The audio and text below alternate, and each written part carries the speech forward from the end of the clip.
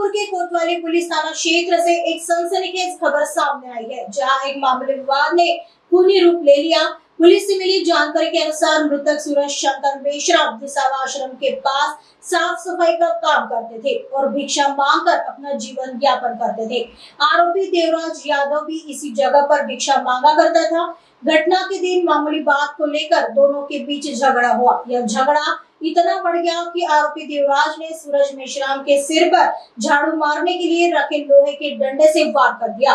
गंभीर रूप से घायल सूरज को तुरंत में अस्पताल में भर्ती कराया गया था, लेकिन इलाज के दौरान उसकी मौत हो गई। कोतवाली पुलिस ने आरोपी देवराज यादव के खिलाफ हत्या के तहत मामला दर्ज कर लिया है और उसे गिरफ्तार कर लिया है। आगे की जाँच कोतवाली पुलिस कर रही है। ही घटना 25/10/2025 ची रात्री 8:30 दरम्यानची आहे। एका अज्ञात इसमाचा फोन आला होता। पोलिसांना माहिती मिळाली का इथे हा एक इसम जखमी अवस्थेत पडलेला आहे। अशावरून आमचे बीट मार्शल तिथे गेले होते। बीट मार्शल गेल्यानंतर त्या जखमी इसमा CR मोबाईल मध्ये नेऊन आम्ही मेवा हॉस्पिटल इथे त्यांनी दाखल केले होते। त्यानंतर नाईट ऑफिसर हे जे होते त्यांचे स्टेटमेंट घेण्यासाठी गेले होते।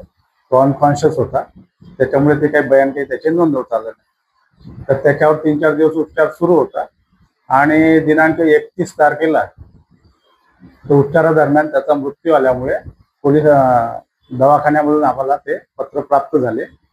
त्या अनुषंगाने त्या माहितीवरून त्या दिवशी मग रात्री दिनांक 31/10/25 रोजी सदर याच्यामध्ये मर्ग दाखल झाला।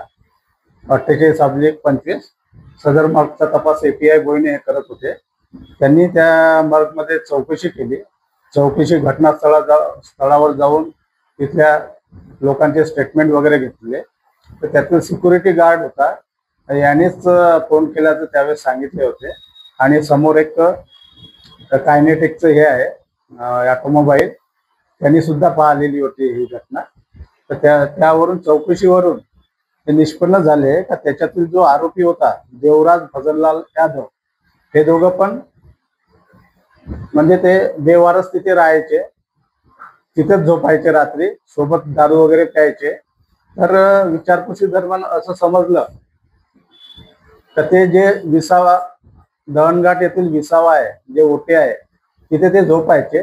त्या झोपण्याच्या कारणावरून त्यांचं ते शिवागीळ आणि हे झाली।